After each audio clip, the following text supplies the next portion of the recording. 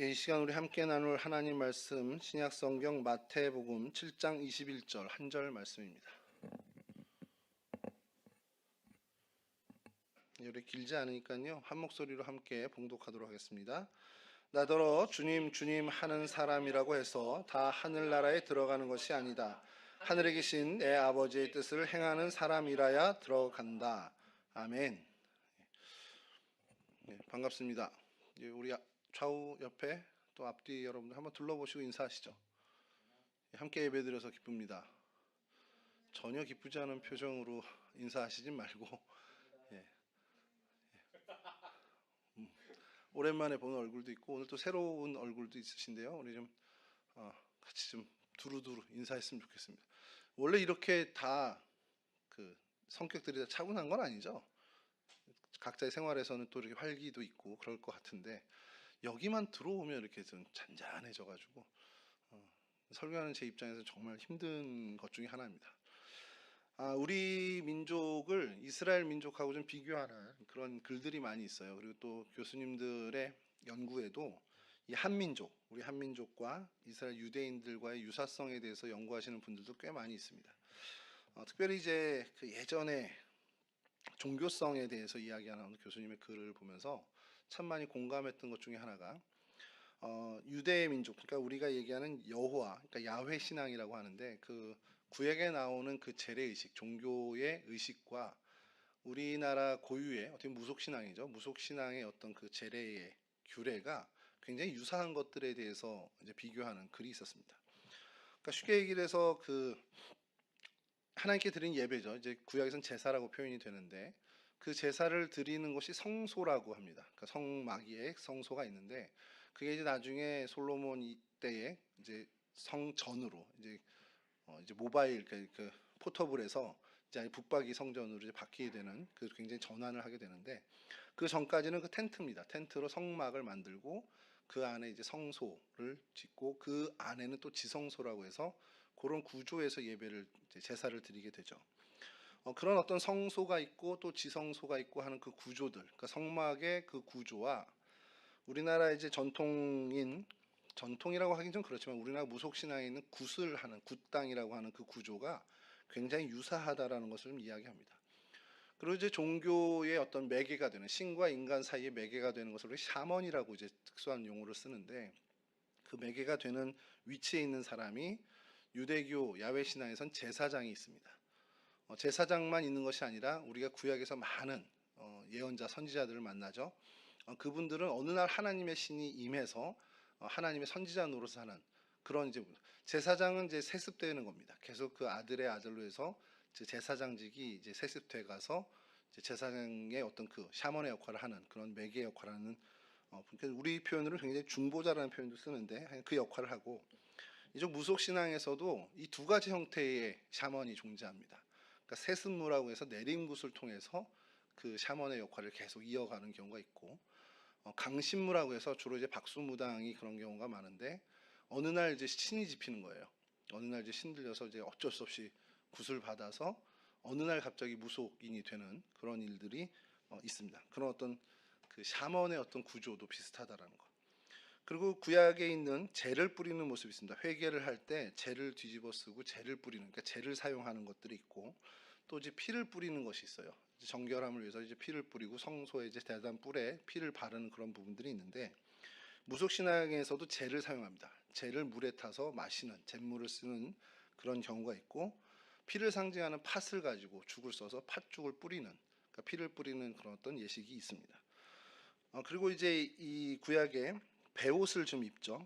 금식하며 참회할 때에 참담한 일을 당했을 때 베옷을 입는 그 풍습이 있는데 무속 신앙에서 역시도 장례를 비롯한 여러 일들에 베옷을 사용하는 그런 일들이 있습니다. 근데 이게 뭐 그럴 수도 있지. 비슷한 종교 어차피 인류가 하나였을 텐데 비슷하겠지라고 하는데 이 연구를 하는 분들이 되게 의아스럽게 여기는 것 중에 하나가 저 팔레스틴 지역의 이 제사 문화, 예배 문화잖아요. 그러면 그 유사성이 인근에 좀 비슷비슷하게 나와서 형태가 좀 바뀌더라도 이 한반도까지 쭉 이어져야 되는데 전혀 없어요. 이 사이에는 이런 유사한 종교 형태가 전혀 없다가 느닷없이 이 한반도의 이 제사 형태, 이 종교 의식이 비슷하게 드러난다는 겁니다. 그러면서 이제 좀 무리한 이제 논리를 펴는 것이 우리가 그 유대 민족의 그 셈족의 어떤 후예들 아니야? 이런 얘기까지 하는 경우가 있죠. 그러니까 한당국이라는 책에서는 심지어 단지파가 블레셋 쪽 인근의 이제 지파 그 영역을 차지했다가 블레셋 사람들에게 계속 쫓겨나면서 저 위에 헬몬산 데까지 쫓겨갑니다. 그래서 어느 날 갑자기 그 단지파가 행방을 자취를 성경에서 사라지게 돼요. 그 이제 이스라엘 분열 왕국에서도 없어지게 됩니다. 그러면서 그 단지파가 건너와서 이 한반도까지 온 거 아니냐 그런 얘기를 하기도 하고, 좀 더 무리하게 논리를 피는 분들은 단군왕검의 그 단자인데 그 단지파가 이 단군의 단 아니야 이런 얘기까지 하는 분이 있습니다. 그러니까 뭐 상상의 나래를 엄청나게 펴는데 사실 그 시작은 이 땅에 있었던 정통적인 그 예맥족과 한족이 만나는 그 단군 신화에서부터 비롯된 그 무속 신앙의 재래 의식과 너무 흡사하다는 것에서 사실 출발을 하죠. 그러니까 뭐 이런 것을 뭐 공부하다 보면 되게 재미난 것들이 많이 있습니다. 근데 그걸 얘기하는 것이 아니고 오늘 제가 말씀드리고자 하시는 것은 뭐 이 무당들의 무속 종교가 뭐 구약의 제사 비슷하니까 얼마나 놀랍냐 이게 아니고요. 구슬하는 것을 본 경험은 여러분들은 없을 거예요. 요즘 뭐 굿하는 경우도 흔치 않은데 제가 어릴 때 한번 구슬하는 것을 본 적이 있는데 그 구슬 이제 돈을 주고 구슬 이제 버리는 주인이죠. 그 사람들이 정말 그 무당 앞에서 간절하게 소원하는 그 모습을 제가 지금도 잊지 못하는 게, 우리 교회에서 권사님들 기도하시고 정말 열심히 정말 하나님께 매달리는 그 모습 이상의 모습을 본 적이 있습니다. 정말 절실하게 매달리는 그 모습을 보면서 제가 좀 의아했던 거죠. 그때 어린 나이인데 신학생 때였는데 굉장히 열심히 어마어마하게 열심히 기도하는 것이 기독교인들이 기도하는 그 이상의 모습을 보여주는 것을 제가 보게 됐습니다. 또 하나는 이건 들은 얘기죠. 실제로 본 적은 없지만 그들이 무당에게 희사하는 금액의 액수를 제가 듣고는 진짜 그 정도나 많이 줘? 라고 할 정도로 어마어마한 그 액수의 우리로 치면 헌금이죠. 그것을 희사하는 것을 듣게 됩니다. 그리고 그들이 정말 부적을 받았을 때 그 부적을 소중히 여기는 모습들을 보면요, 우리가 성경책을 소중히 여기는 것은 비교도 안 될 정도로 소중히 여깁니다. 엄청나게 소중히, 뭐 구겨지지도 않게끔 정말 소중히 여깁니다. 근데 저희 성경책 여러분들이 뭐 성경 갖고 다니지도 않죠. 저도 성경을 이제는 뭐 책으로 갖고 다니지 않는데 저희가 성경책을 소중히 여긴다, 뭐 사실 성경책을 소중히 여겨야 된다는 건 분명히 아닙니다만 그만큼 어떤 이 기독교의 어떤 신앙의 어떤 자세나 이런 것들이 그런 외형적인 것으로만 본다면 무속 신앙을 어떻게 보면 따르는 사람에 비해서 우리의 그 외형적인 모습은 어떻게 보면 좀 이런 표현은 그렇습니다. 형편없이 초라할 수도 있습니다. 그럼 이 얘기를 하는 게 뭐냐? 그럼 우리가 더 열심히 그들보다 열심히 내자, 뭐 더 많은 헌금을 내자, 뭐 더 소중히 뭐 어떤 이런 것들을 같이 뭐 이렇게 아끼자 이런 얘기를 하려는 게 아니고, 그런 어떤 그 안에 있는 그들의 외형적인 것과 우리 외형적인 것에 이렇게 큰 차이가 나는데 왜 우리는 그들을 신앙이라고 안 하고 미신이라고 하고 우리 스스로는 신앙이라고 하는지에 대해서 좀 근본적인 생각을 한번 해봐야 되겠다는 거예요. 여러분, 미신과 신앙의 가장 큰 차이가 뭘 것 같습니까? 여러분, 무속 신앙을 따르는 사람들의 그 신심을 신앙이 있다라고 우리는 얘기하지 않습니다. 그냥 미신을 쫓는다라고 생각하고 그렇게 여기고 그렇게 얘기하죠. 우리 심지어 대화에서도 미신을 쫓는 사람들로 얘기를 하지, 저 사람들은 신앙심이 깊어 이렇게 표현하지 않거든요. 근데 기독교는 그렇지 않잖아요. 우리는 우리의 이 믿음을 신앙이라고 합니다. 신을 향한, 정말 하나님을 향한 정말 특심한 마음이라고 이야기합니다. 그럼 이 신앙과 미신의 정말 결정적인 차이가 뭐겠냐라는 거예요. 우리 무속 신앙의 모습과 유대 민족의 그 야훼 신앙과 외형적으로 비슷하다고 해서 우리 무속 신앙에 있는 그 신앙의 행태에 하나님의 임재를 기대하는 사람은 단 한 사람도 없습니다. 물론 이제 그 섬기는 대상 자체도 다르지만 실질적으로 중요한 것은 그 근본적인 마음, 그 근본적인 정신이 다르다는 거예요. 미신과 신앙의 결정적인 차이는 이거로 생각하면 됩니다. 미신은 나를 위해서 신이 바뀌어야 되는 거예요.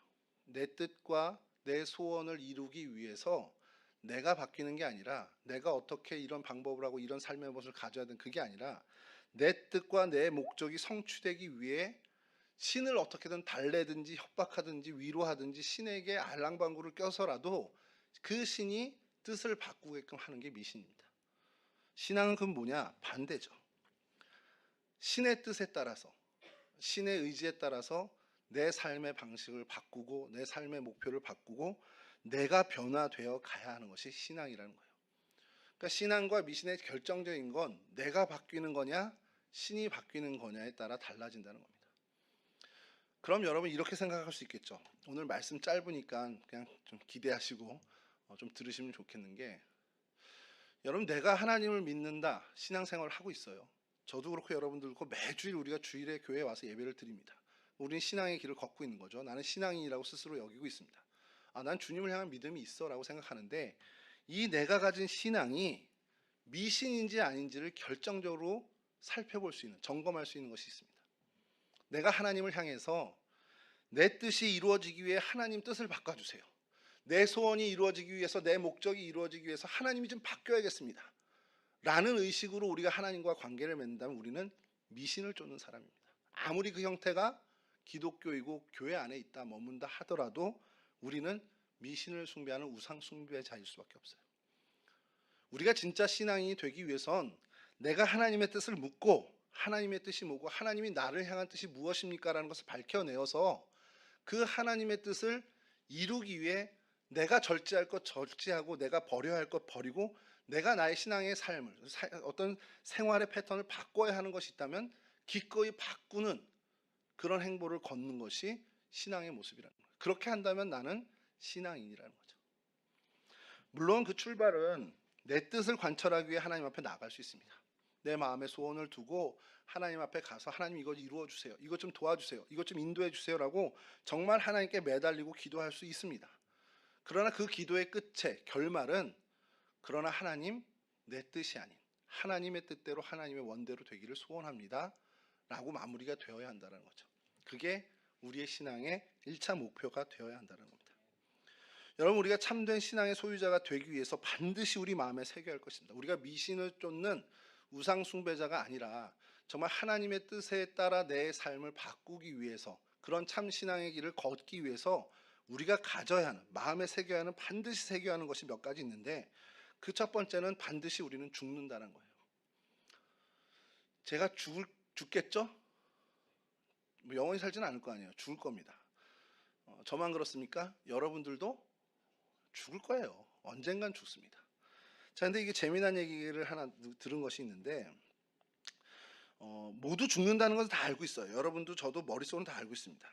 이거 이의 없죠. 나 죽는다, 쟤도 죽는다, 이건 다 우리 알고 있는 겁니다. 그리고 죽는 게 제가 먼저 죽을까요? 세준 형제가 먼저 죽을까요? 확률적으로는 제가 먼저 죽을 확률이 높겠죠. 나이가 많을 수도 있지만 제가 지병이 많잖아요. 세준 형제보다 많이 몸이 약하니까 먼저 죽을 수도 있습니다. 근데 우리 잘 알거니와 죽는 데는 순서가 없습니다. 태어난 순서와는 전혀 다르게 가죠. 그것도 이의가 없을 겁니다. 우리가 죽음에 대해서 생각할 때 누구나 반드시 죽는다, 그 순서 없이 죽는다, 이건 다 서로 공감하고 있는 거예요. 근데 또 하나가 뭐냐면 그 죽음이 나와는 상관없다, 내일은 아니다라고 착각하고 산다는 겁니다. 근데 이 얘기는 공감하기 어렵죠. 난 내가 죽는 거 인정하고 사는데, 순서 없이 죽는 것도 아는데, 내가 죽는 것도 난 아는데. 근데 여러분 혹시 여러분 플래너나 다이어리 같은 거 쓰시나요? 저도 처음에 이거를 내가 그런 착각 난 내가 죽는 거 생각하고 있는데 내가 언제, 이건 나랑 해당되지 않는 일이라고 착각하고 산다라는 그 얘기에 저는 좀 수긍하기가 어려웠습니다.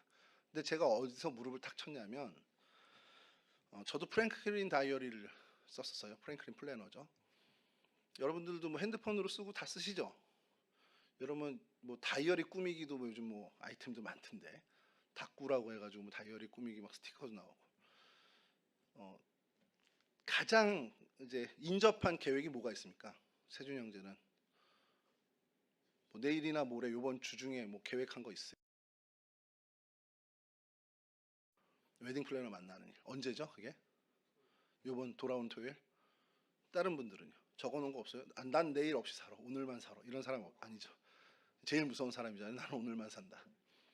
그럼 여러분 제가 뭘 깨달았냐면, 저도 숱하게 계획을 해놨습니다. 다음 달, 그리고 지난 다음 11월 첫째 주 월요일 교육자 회의 다 적어놨어요. 여러분 이게 뭐냐? 적어도 그때까지 내가 살아있을 거라고 전제하는 거예요. 웨딩 플래너 만날 때까지 살아있다고 전제하니까 약속을 잡는 거 아닙니까? 근데 장담할 수 있어요? 없죠. 죽음은 내일이 아니라고 우린 착각하고 사는 그런 모습이 우리의 삶에 늘 있습니다. 근데 여러분, 왜 이게 반드시 우린 죽고 순서가 없이 죽고 그 일이 나에게도 일어나는 일이라는 것을 알아야 하냐면, 우리가 죽을 수밖에 없는 존재라고 할 때에 우리는 그때야 비로소 하나님을 보게 된다는 겁니다. 에노스라는 사람이 구약의 아담의 족보에 쭉 나옵니다. 근데 그 에노스 때에 특별히 무슨 일이 있었냐? 그때 비로소 사람들이 하나님을 부르기 시작했다고 나옵니다. 에노스는 죽을 수밖에 없는 존재라는 뜻을 갖고 있습니다. 인간이 죽음이라는 것이 내 현실에 맞닥뜨렸고 죽음이라는 것을 바로 인지할 때에만 우리는 하나님을 바르게 만날 수 있다는 거예요. 내가 젊고 청년이기 때문에 죽음은 나와 먼 일이야. 그러나 그 죽음이 현실이라는 것을 자각할 때 우리는 하나님을 만날 수 있어요. 왜냐하면 내 자신의 내 생명이 오직 하나님 손에 잡혀 있음을 인식할 때에만 우리는 바르게 하나님을 만날 수 있기 때문에 그렇습니다. 그래야 비로소 참된 신앙의 소유자로서 그 첫걸음을 내딜 수 있게 된다는 거예요. 그러니까 우리가 기억해야 하는 것은 반드시 우리는 죽는다. 나는 죽을 수밖에 없는 존재라는 것. 이것을 전제해야 우리는 바른 신앙의 길을 걸을 수가 있게 됩니다. 두 번째로 우리가 기억해야 되는 것, 바른 신앙을 가기 위해서 우리가 반드시 또 기억해야 되는 것은, 그러나 우리는 이미 영원한 생명을 얻은 존재라는 거예요.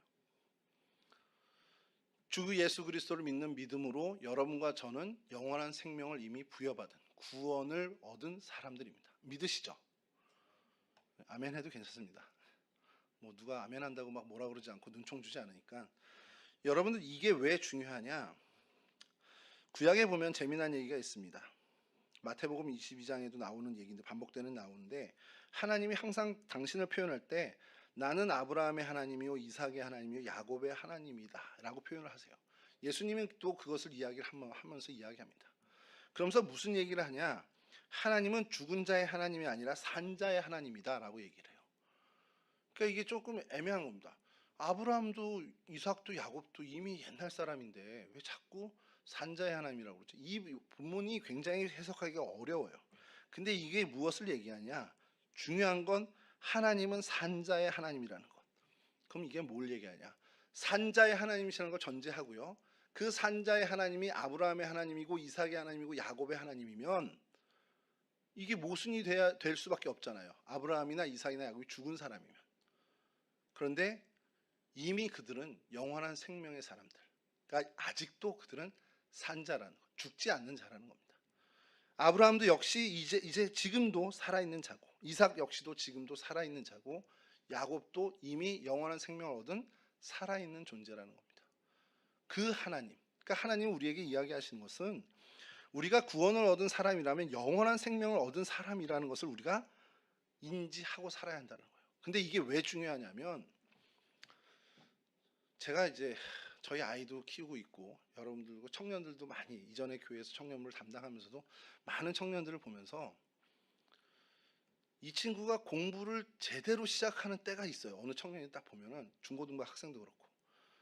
근데 그때 언젠가 이렇게 잘 보면 내가 반드시 이거를 해야 되는 학생이구나, 내가 그 위치에 있구나, 그러니까 자기 정체성을 확실히 알게 됐을 때 공부를 하더라는 거죠. 물론 공부를 해야 대학 가고 뭐 그런 거지만, 그러니까 쉽게 얘기해서 학생이 자기 스스로 내가 학생이구나라는 그 정체성을 바르게 인식해야만 공부를 하는 거예요. 학업에 매진을 합니다. 학생인데 자기는 학생의 정체성을 갖지도 않아. 학생이란 정체성 갖고 싶지도 않아. 학생이고 싶지도 않아. 그런 학생은 절대 공부를 열심히 할 수가 없어요. 모든 일이 마찬가지입니다. 내가 아버지라는 정체성을 확실히 인지하고 그 정체성을 소유할 때 아버지로서의 역할을 추구하고 그 삶을 살게 됩니다. 그럼 여러분들에게 이미 영원한 생명이 소유되었다. 여러분들이 이미 영원한 생명을 가진 영원한 생명의 소유자이어야만 영원한 것을 추구하게 된다는 겁니다. 영원 속에 살고 영원한 가치를 아는 사람만 이 땅에 연연하지 않게 된다는 거예요. 여러분들이 영원한 생명을 갖지 않은 그냥 그런 거 없는 일반 사람들이라면 이 세속의 가치를 쫓을 수밖에 없습니다. 세상에서 잘 되고 세상에서 많은 것을 소유하고 세상에서 높은 자리에 올라가는 것, 그것을 추구하게 될 수밖에 없어요. 왜냐하면 그건 자연스러운 겁니다.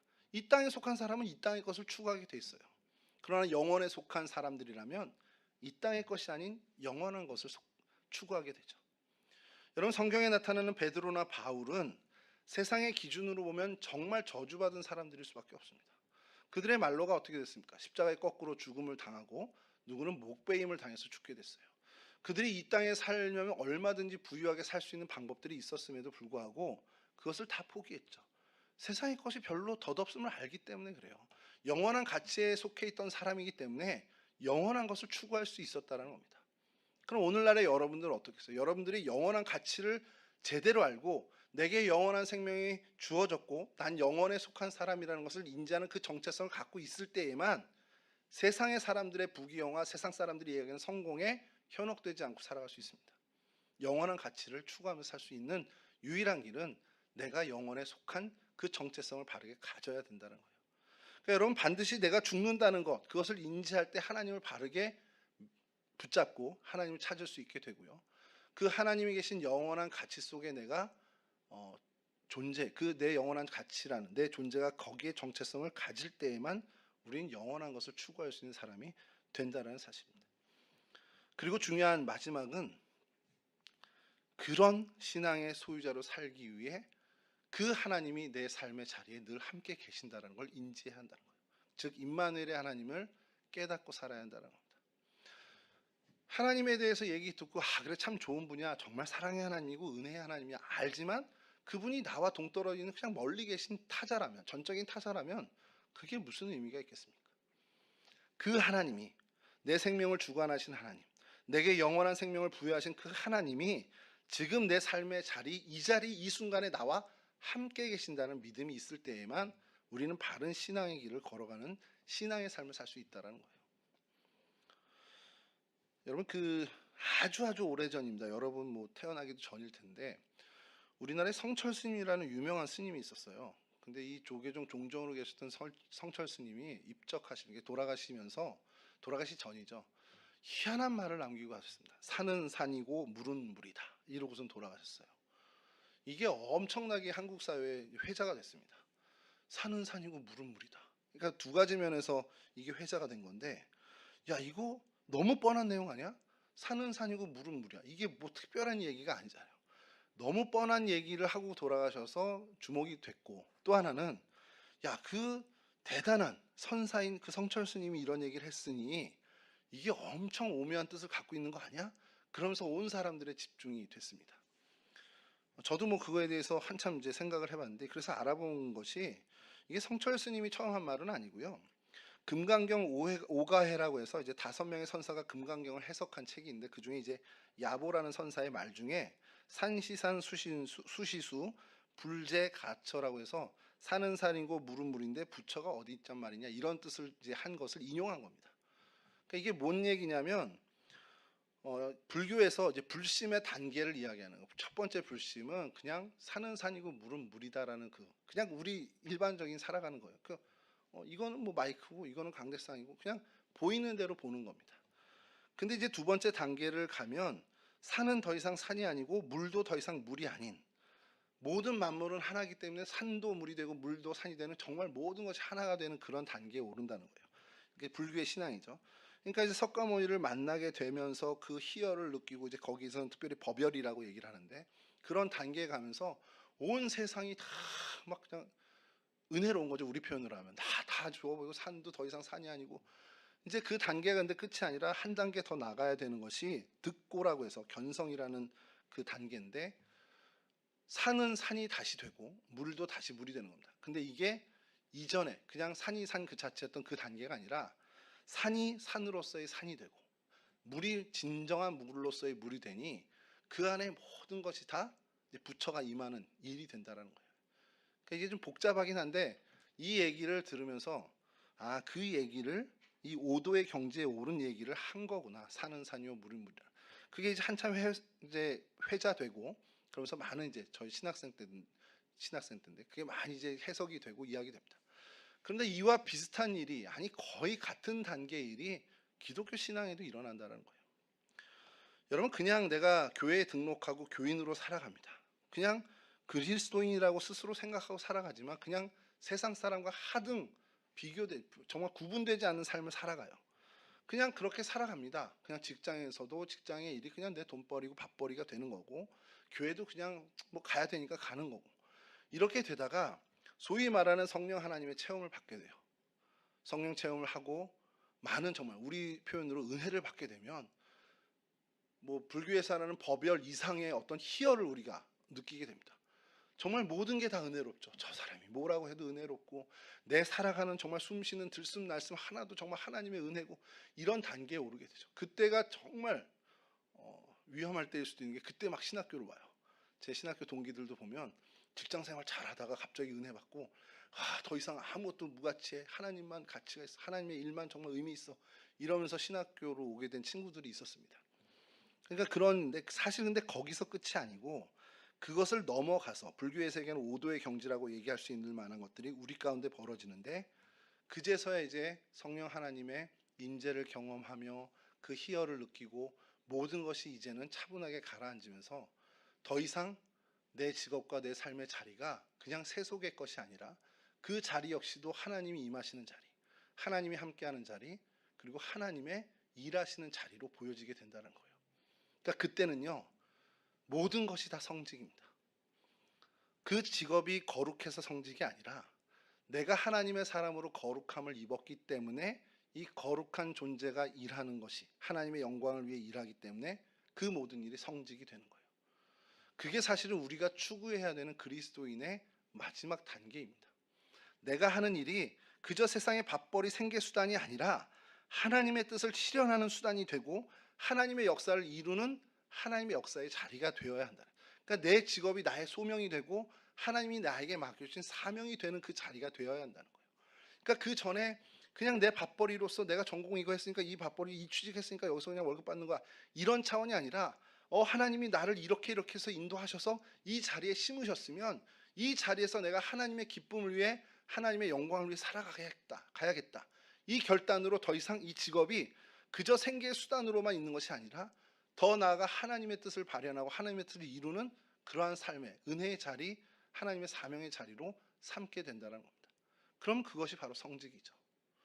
그러한 단계까지 나가는 거.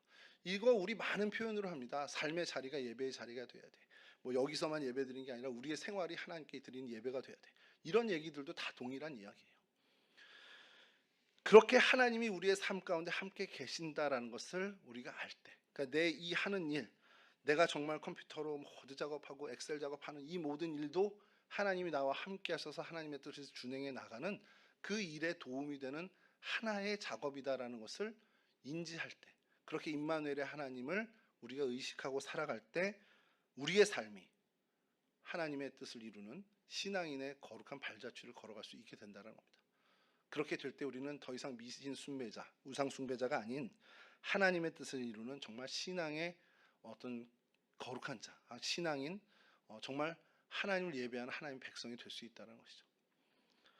여러분, 죽을 때 제가 2016년을 잊지 못하는 해가 되는 것이, 2016년에 장례를 42번을 치렀습니다.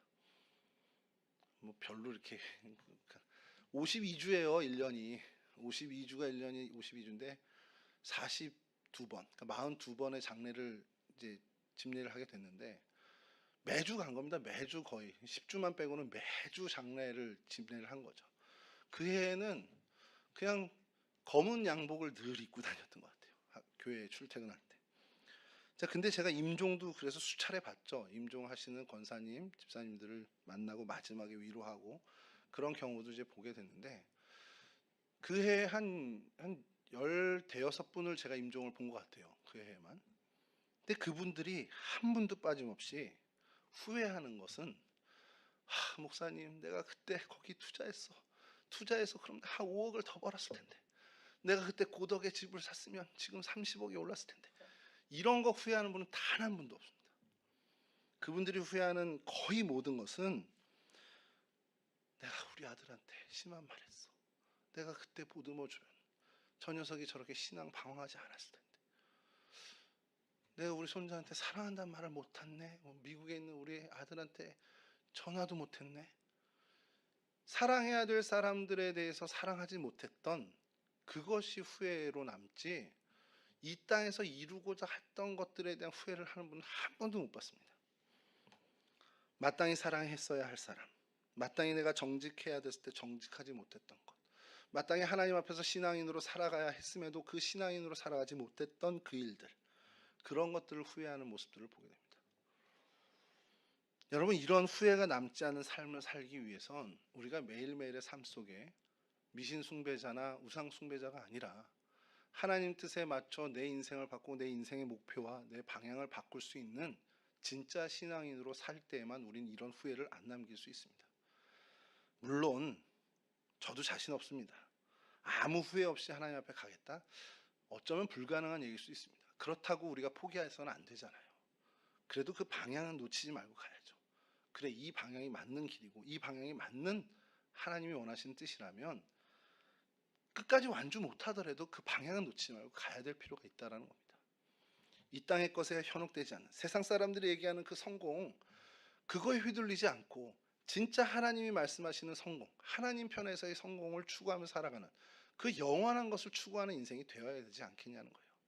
내 직업이 저 사람에 비해서 훨씬 벌이가 적어도 하나님이 나를 여기 심으신 거라면 그것에 내가 하나님의 뜻을 찾아서 해야죠.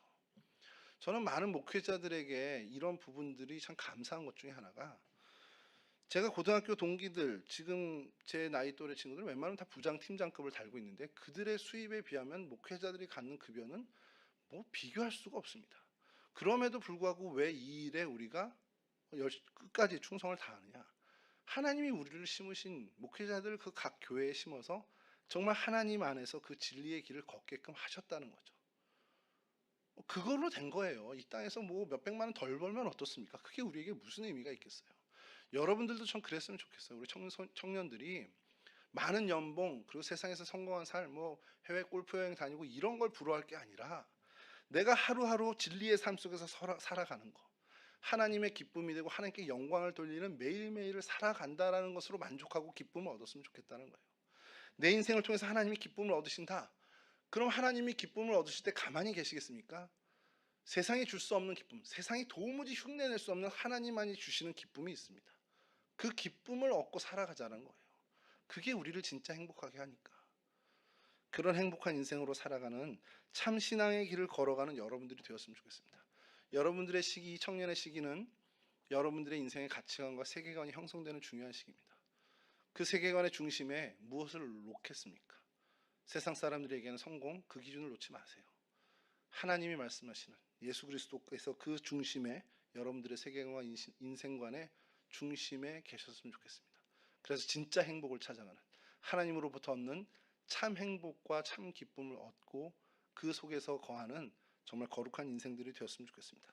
이와 같은 은혜의 주인공들이 되시기를 주님의 이름으로 간절히 축원합니다.